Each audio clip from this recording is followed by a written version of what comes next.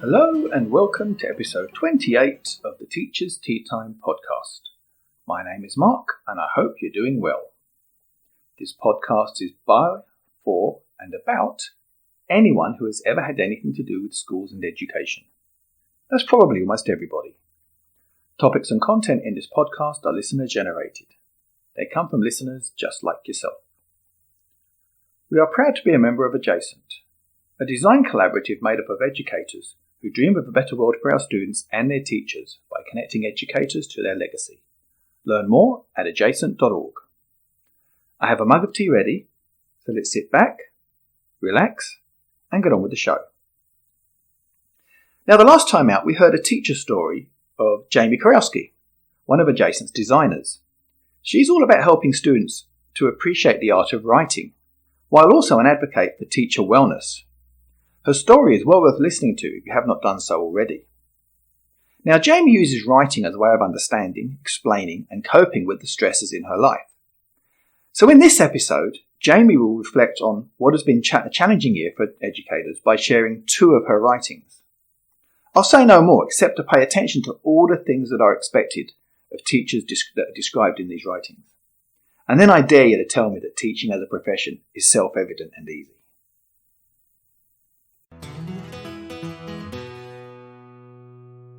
So I know as you've developed through your teaching career, writing's been really important for you, and you've used it to help with mental health, use it recreationally. And this has been an interesting year for teachers. I mean, we're navigating ourselves out of the pandemic. And you shared a couple of writings with us at an Adjacent meeting. And I thought they were worth sharing because they really do sum up all of the tensions and challenges of being an educator this year. Absolutely. So if you'd like to share them, I'd love it. Please.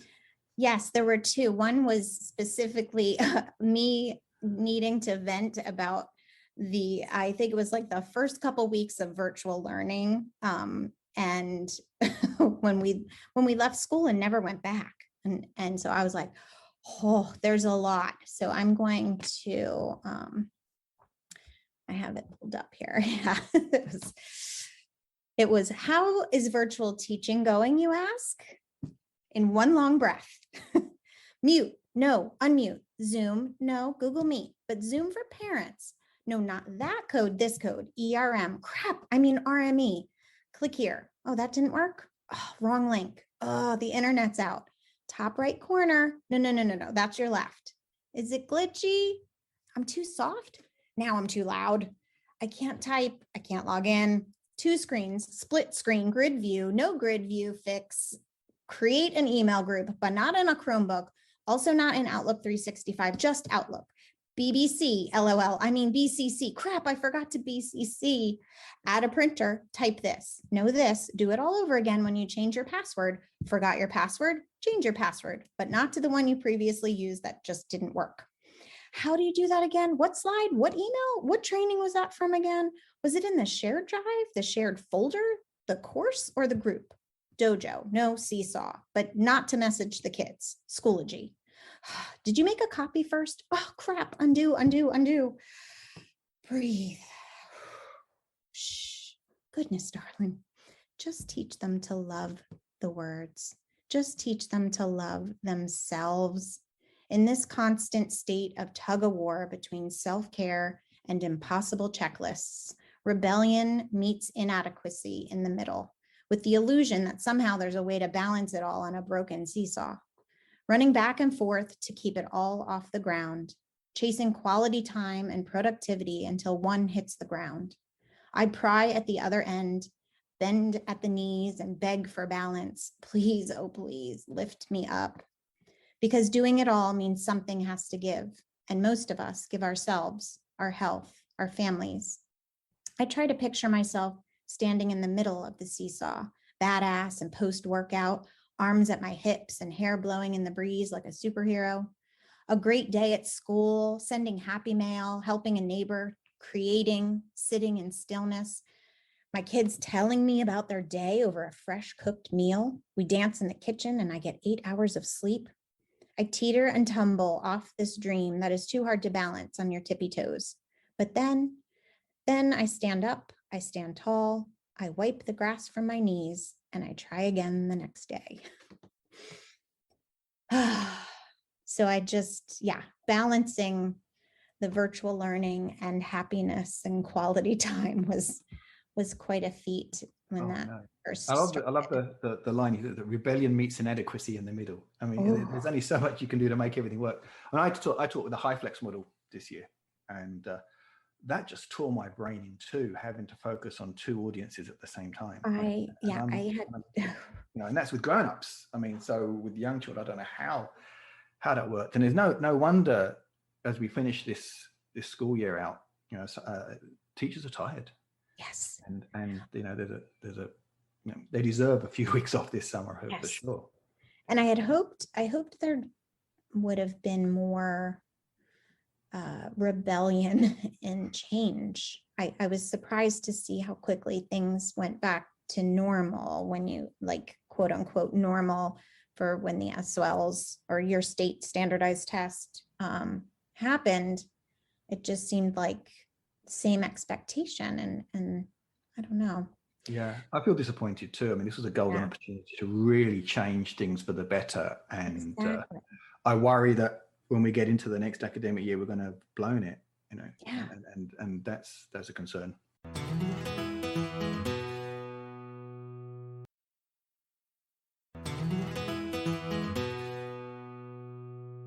You said you had something else you wrote too, didn't you? I do. Yeah. I have, it's called Camel Straw Stroke. The straw that broke the camel's back, right? I had a stroke when I was 40. The state standardized test stress left camel straw all over my broken back. It wasn't the divorce. It wasn't the financial leap of faith into single motherhood. It wasn't the empty tuck me ins every other weekend. Nope, it was the SOL. Standards of learning so high that we become sick. We who stand in the halls each morning to greet them, teach them. We who bounce our knees and bite our nails and pull our hair. We who pop the blood pressure pills and anti-anxiety meds that may as well be placed in our mailbox during teacher work week. The week before school starts when you get to prepare your rooms and lessons, also known as the week we sit in meetings all week, not preparing our rooms and lessons. Silly teachers, that's what you do on your own time. Volunteer for yourself after your contract hours. Of course, it could be just your time management skills that just need to be adjusted. Eye roll.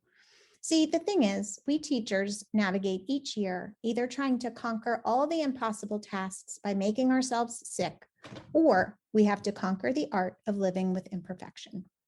Funny thing about strokes, they make imperfection your prescription. Perspective into your own reality of unrealistic expectations, like a near-death experience where you float above your classroom, looking down at yourself, scribbling anecdotal notes on how your students show creativity, collaboration, communication. Shit, what are the other two C's? I mean, why wouldn't we need to write this all down? Eye roll. Or maybe, just maybe, we can be creative with them, without the data tracker. Maybe, just maybe, the expectations placed on us are not only unrealistic, they're making us sick. I'm here on my mountaintop shouting to the teachers who are still trying to be perfect, who continue to volunteer for themselves when they arrive early, stay late, work weekends, and still aren't done. I know because I'm a recovering volunteer and I have an MRI badge on my brain to prove it. I too used to try to keep the door decorated, book box genres sorted, and boards erased, cute name tags and clean folders, cut, copy, laminate. Keep track of who's absent, who went to the nurse, who has allergies, who goes home a different way, student of the month, tutoring, collecting fundraisers, food drives, remind them of spirit night, spirit days, picture day, yearbook orders, school gear orders, create a weekly newsletter to let parents know what we will be working on that week, and daily memos about what we covered in class each day. Create something for students who were or may be absent. Throw in some Valentines, inaugurations, Black Women's Indigenous History Months, a Mars landing, Kindness Week, Reading Month, and Groundhog Day. Make sure each parent knows what their child needs to work on. Follow up and let them know how they're responding to remediation. Then type it all up in a progress report and report card with specific details about strengths and weaknesses. Don't forget to shout out perfect attendance who had excellent behavior and work habits across the board. Send a postcard or write a sweet note on their desk to let them know how proud you are of them. Set goals, track goals, conference about goals, follow up. Lesson plans need to include the standard number, the I can statement, the prepared ahead questions. Don't forget to post the I can statement in the room so that everyone knows what you're actually teaching. Eye roll. Foster social emotional learning, soothing fear, death, divorce, insecurity, bullies, suicide, sexuality, mass shootings, prejudice, a pandemic. Class discussions behind masks and plexiglass. Say that again, nice and loud. One more time. Let me walk closer, but not too close. One last time. Oh, your dad just deployed for 6 months. I'm so sorry. I wish I could hug you. All the while fending off the children in class who are half asleep, chronic caller outers, nose pickers, masturbators, shit smearers, shit talkers, and the ones who lose everything, eraser removers, pencil breakers, desk engravers, toe tappers, hackers, and hummers. So here's the kicker. None of this actually includes teaching the curriculum yet. The 45 minutes a day, sometimes twice a day, we use for planning. We use to connect with parents, run to the bathroom, fix technology, collaborate with grade level, clear jams in the copier, write gifted recommendations or educationals, heat up cold coffee, and find not enough leveled books in the book room that you will need to somehow read so that you can lead comprehension questions in your reading groups, to name a few. Create small group lessons from those books, which should include right there and inferred questions, thick and thin, close, connections, predictions, character analysis, plot, summarizing, author's craft, figurative language, grammatical examples, story elements, theme, conflict, genre, text structures, text features, main idea, detail, detail, detail. Turn the heading into a question, note-taking, conference each week about the writing, personal word walls, small group writing, mini lessons, peer editing, to name a few. For word study, you'll need to assess, analyze, group, print, create, or assign to each group soundboards, phoneme push-its, chunk blends, word sorts, lookalikes, decodable readers, an opportunity to see the pattern in multisyllabic words, high-frequency sentences for each group, to name a few. While the rest of the class, in math, you need to pre-assess, hands-on instruction, formative assess, feedback, remediation, summative assessments, reassessments, quarterly assessments, SOL assessments. Figure out a way to use manipulatives in a pandemic. Create opportunities to let them solve problems in different ways, analyze their errors, make sure you adhere to special education accommodations, group children's based on your pre-assessment, and run a well-oiled rotation machine 3 at a time. Because again, pandemic, sanitize the table and call 3 more. While the rest of the class, don't forget the scientific process, genius hour, wonder wall, project-based learning, research, coding, career connections, media messages, reliable sources, to name a few. Don't forget to keep different learning styles in mind and cater to each one for each lesson. And let's take a moment to think about the skill of problem solving. What do you do when your pencil breaks or you run out of room on your paper? You finish your assignment, you don't know where to put it, you need a tissue. Classroom routines, you ask? Yep, since September, but they still might need help with these things. Meanwhile, the rest of the class is working so diligently on their differentiated 5C correct learning style, technology-enhanced independent tasks. Eye roll. Where did those tasks come from? We make them. We buy them from each other with our own money. Then we collect those tasks and provide immediate feedback. When, you ask? Hell if I know. During the 45-minute planning period, when I start my volunteer hours, when they don't know what to do. Are they just bored? Is the topic not interesting? Was it too easy, too hard? Did they rush? Did they take too long? Were they absent or pulled for support and then they don't know when they came back? All of this while masked and suffocating. And don't forget to log into Google Meet for the students under quarantine. If you're passing out papers, no problem. Just quickly turn it into a digital lesson. Eye roll. Now take everything you know and love about what you teach and turn it into a test question. And all this is prepared during our 45-minute planning period. No more COVID Mondays for teacher prep. Oh, but you can't complain. You chose to be a teacher. My favorite line. A close second to you get off at 3 and have summers off, but that's a whole different can of worms. Let me just speak to those who have dared utter these words to a teacher. You're damn right we chose to be a teacher.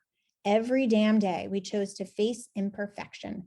Every damn day we show up to teach these children under unrealistic, unhealthy expectations. Every damn day we love them and try not to let them see the laundry list above on our weary faces. Don't you think it's time to wonder who would choose to be a teacher if we didn't? Don't you think it's time to change the punctuation to, you chose to be a teacher? Don't you think it's time to pay us for the volunteer overtime hours? Don't you think it's time to realize how little resources and time we are given to execute quality instruction?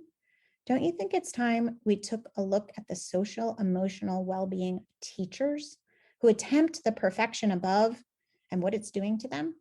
I had a stroke when I was 40. 5 years later, after trading my volunteer hours for self-care, I can honestly say that I have perfected the art of imperfection. I had to. Trying to be the teacher above made me sick. So how did I conquer it? Well, that's a whole different can of worms. That felt really good to write. And it's like every time I read it, I get a little like physically stressed out. It really does illustrate all of the demands. And I'm sure there's stuff you missed off that list. Oh, yeah. And then, you know. Oh, yeah. I'm like, yeah. Actually in the pandemic as well. And you know, we're Yeah. There's no wonder people are tired. It's amazing. It's an impossible job. And, you know, people say, oh, it's easy. And I see it with students come to me, you know, to be, I'm going to be a teacher. And they come to my class and, you know, they seem to have seen the front-facing thing. They haven't seen this list of all the things that's going on. And the teachers have been very good. And they see this seamless act that goes on and they think it's going to be easy.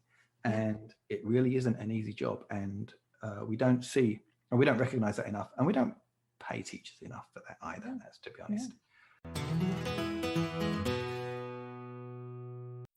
I first heard Jaime share her writing at an adjacent meeting, and when she did so, they were well received by everybody who was in attendance.